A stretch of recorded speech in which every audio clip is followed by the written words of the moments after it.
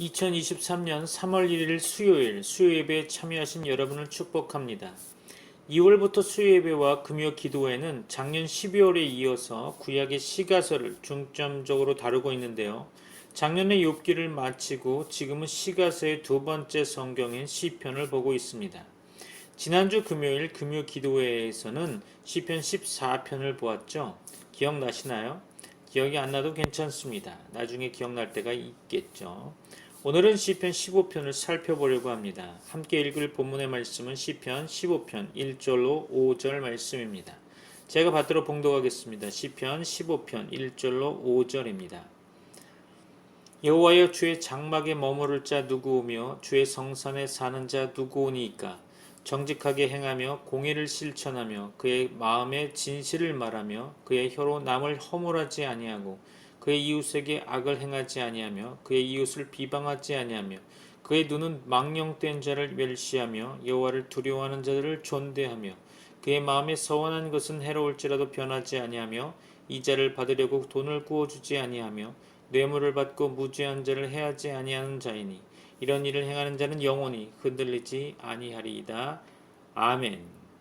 시편은 150편으로 구성되어 있죠. 원래는 5권의 책인데 한 권으로 합본해 놓았습니다. 우리 성경은 히브리 성경과 순서가 좀 다르게 구성되어 있는데요. 그것은 편집자의 의도가 있다고 생각이 되겠죠. 여하간 우리가 해석하기 가장 난해한 성경 가운데 시편을 보려 하고 있습니다. 그럼 시편을 대할 때 유의할 점 3가지를 살펴볼까요? 먼저 시편은 공동체의 시라는 것을 생각해야 합니다. 시편의 해석의 기초는 언약 신학을 근거로 하고 있다는 것도 생각하셔야 하죠. 다시 말해서 하나님과 하나님의 백성 간에 맺어진 약속을 근거로 시편을 해석해야 한다는 것입니다. 마지막으로 시편은 그리스도 예수 십자가의 복음을 승화시켜 해석하고 적용해야 한다는 것이죠. 다시 좀 더 자세히 설명해 드리면 첫째로 시편은 개인 시가 아님을 기억하셔야 합니다. 시편은 모두 공동체의 시입니다. 다시 말해서 시편은 이스라엘 민족 공동체의 기도와 찬양 그리고 설교라고 보면 될 것입니다. 둘째로 시편은 언약의 하나님과 언약 백성 하나님 이스라엘의 관계를 노래한 책입니다. 따라서 시편은 언약 신학에 기초하여 해석해야 한다는 거죠. 마지막 셋째로 구약 신학의 관점을 뛰어넘어서 신약 신학의 관점 곧 그리스도 예수 십자가의 복음으로 시편을 해석해야 한다는 것이죠. 현대를 살아가는 우리에겐 예수 그리스도가 복음입니다. 복음이 제외된 시편은 의미가 없는 거겠죠. 시편을 보면서 우리가 보아야 할 포인트는 첫째로 시편 저자가 바라보는 하나님을 우리가 발견해야 한다는 것이죠. 둘째로 시편 저자가 고백하는 신앙 고백을 우리가 보아야 하는 거죠. 마지막 세 번째로 시편 저자가 드리는 기도의 내용을 보고 우리의 기도를 점검해야 하겠죠. 그럼 오늘 본문의 말씀을 통해 하나님의 말씀을 깊이 묵상해 보고자 합니다. 1절로 2절 볼까요? 여호와여, 주의 장막에 머무를 자 누구오며 주의 성산에 사는 자 누구오니까? 정직하게 행하며 공의를 실천하며 그의 마음에 진실을 말하며. 그렇죠. 본 시편 15편은 다윗의 시입니다. 본문에 나와 있는 주의 장막과 주의 성산은 천국을 가리킨다고 하는 견해가 있죠. 그러나 이 시의 저자가 다윗이고 구약시대에서 천국에 대한 소망보다는 하나님과의 관계성을 중요시한 시대 배경을 고려할 때 지성소의 개념을 생각할 수 있을 것입니다. 아울러 천국에 들어가 살기 합당한 자들에 대한 이야기보다는 하나님의 백성으로 살아가기 위한 율법적 개념을 열거한 것으로 본문은 11가지의 자격을 말하고 있는 것이죠. 그 첫째로 온전하게 행하는 자입니다. 창세기 6장 9절에서는 이것이 노아의 족본이라 노아는 의인이요 당대의 완전한 자라 그는 하나님과 동행하였으며 라고 기록하고 있죠. 욥기 1장 1절에서는 우스 땅에 욥이라 불리는 사람이 있었는데 그 사람은 온전하고 정직하여 하나님을 경외하며 악에서 떠난 자더라 라고 말씀하고 있죠. 온전함이란 하나님의 뜻에 일치하게 행하며 흠이 없고 책망할 것이 없는 것을 말하는 것이라고 한다면 우리의 의로는 안 되는 것이겠죠. 예수 그리스도의 십자가의 피의 공로로만 되어지는 것입니다. 성도의 성화의 목표가 바로 율법적인 완전함이 아닌가 생각해 봅니다. 둘째로 의를 행하는 자이죠. 의는 기준에 맞는 것을 의미합니다. 도덕적 기준은 바로 하나님의 계명인 거죠. 그것은 하나님의 도덕적 속성과 뜻을 반영한다고 볼 수 있을 것입니다. 양심도 하나님의 도덕성을 반영하는 것이겠죠. 그러므로 의로운 행위는 양심을 따라 하나님의 말씀인 성경의 교훈대로 행하는 것이라 할 수 있겠습니다. 일반 사람들은 자신의 주관과 편견과 이익을 따라 행하죠. 그러나 하나님의 백성들은 하나님께서 주신 객관적 원칙, 즉 그의 계명과 성경 교훈대로 행해야 할 것입니다. 셋째로 그 마음의 진실을 말하는 자입니다. 진실은 사실 그대로를 가리키는 거죠. 진실은 하나님의 속성이며 하나님 나라의 행동 원리인 것입니다. 마귀는 거짓말쟁이이며 거짓말쟁이들의 압이라고 성경 요한복음 8장은 말씀합니다. 그러나 거짓말을 좋아하며 지어내는 자마다 천국에 들어갈 수 없다고 계시록 22장에서는 계시하고 있죠. 성도는 자신에게 유익이 되든지 해가 되든지 진실만을 말해야 할 것입니다. 3절 말씀이죠. 그의 혀로 남을 허물하지 아니하고 그의 이웃에게 악을 행하지 아니하며 그의 이웃을 비방하지 아니하며. 그렇죠. 넷째는 그의 혀로 남을 허물하지 않는 자입니다. 남을 허물하다라는 원어는 돌아다니며 거짓말로 남을 비방한다, 중상모략한다는 뜻입니다. 그것은 이웃의 명예를 훼손시키는 행위인 거죠. 출애굽기 23장 1절에서 너는 거짓된 풍설을 퍼뜨리지 말며 악인과 연합하여 위증하는 증인이 되지 말며 라고 말합니다.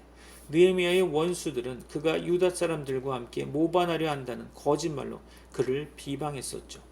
다섯째는 그의 이웃에게 악을 행하지 않는 자입니다. 악이란 남에게 해를 끼치는 행위를 가리킨다고 보여지는데요. 가인이 동생 아벨을 들에서 쳐 죽인 일이나 형들이 요셉을 미디안 상인들에게 종으로 판 것, 가룟 유다가 은 30개를 받고 예수님을 배신한 것은 다 악한 일이겠죠. 살인과 폭력, 간음과 강간, 도적질, 인신매매, 사기, 거짓된 비방, 명예훼손 등은 다 천국에 입성하지 못하는 행위들이라고 할 수 있겠습니다. 여섯째는 그의 이웃을 비방하지 않는 자들입니다. 비방은 남의 흠을 들어 그를 비난하는 것을 말하는 거죠. 이웃에 대한 말은 정당한 것이라도 꼭 필요한 경우 외에는 하지 않는 것이 좋습니다. 꼭 필요한 경우란 교회 유익을 위하여 공적으로 증언하는 것이나 재판석상에서 증언하는 것, 남의 거짓된 비난에 대해 해명하는 것 등이겠죠. 사도 바울은 교회의 유익을 위해 후메네와 빌레도, 부겔로와 호모게네, 구리장색 알렉산더 등을 언급했고요. 사도 요한은 디오드레베를 언급했죠. 그러나 우리는 비판을 받지 아니하려거든 비판하지 말라는 주의 말씀을 기억해야 할 것입니다. 4절 말씀 봅니다. 그의 눈은 망령된 자를 멸시하며 여호와를 두려워하는 자들을 존대하며 그의 마음에 서운한 것은 해로울지라도 변하지 아니하며. 그렇죠. 7째는 그의 눈으로 망령된 자를 멸시하는 자입니다. 그는 비열한 자를 칭찬하거나 높이지 않고 멸시합니다. 잠언 17장 15절이죠. 악인을 의롭다 하고 의인을 악하다 하는 이 두 사람은 다 여호와께 미움을 받느니라 라고 말씀하고 있죠. 잠언 28장 4절에서는 율법을 버린 자는 악인을 칭찬하나 율법을 지키는 자는 악인을 대적하느니라 라고 말씀합니다. 8째는 하나님을 두려워하는 자들을 존대하는 것입니다.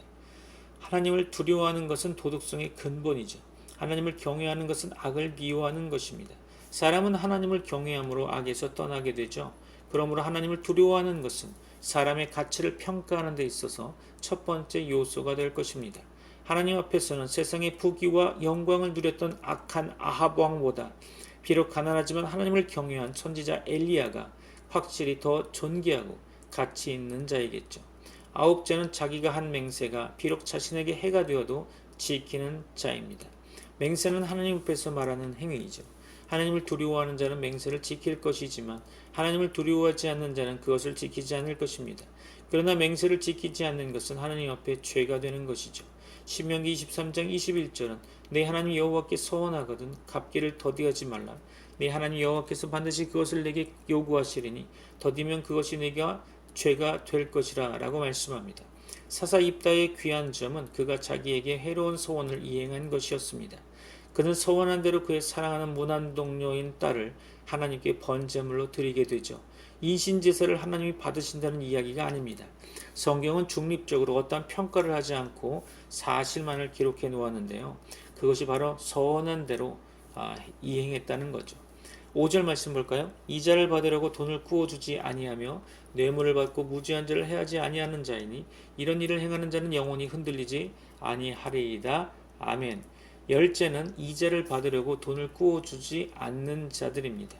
성경은 사회에서 인정된 대금업 혹은 은행업을 정당한 것으로 여기지만 성도 간의 이자를 받고 돈을 빌려주는 것이나 특히 고리대금을 금하고 있죠. 11번째는 뇌물을 받고 무지한 죄를 해하지 않는 자입니다. 성도는 불의의 이익을 구해서는 안 되겠죠. 성경은 장로나 집사의 자격으로 더러운 일을 탐하지 않는 것을 이야기하고 있습니다. 우리는 돈을 정당하게 벌여야 하겠죠. 잠언 16장 8절 말씀에 적은 소득이 공의를 겸하면 많은 소득이 불의를 겸한 것보다 낫다라고 말씀하고 있습니다. 더욱이 뇌물을 받고 무지한 죄를 해하는 것은 참으로 악한 일이며 하나님의 심판이 있을 것입니다. 말씀을 마무리함에 있어 바울이 제자이면서 영적 아들인 디모데에게 보내는 두 번째 편지를 보고자 합니다. 오늘 본문의 시편 15편은 다윗의 시로 유대 공동체에게 기도문으로 또는 찬양시로 아울러 설교문으로 낭독했던 시였죠.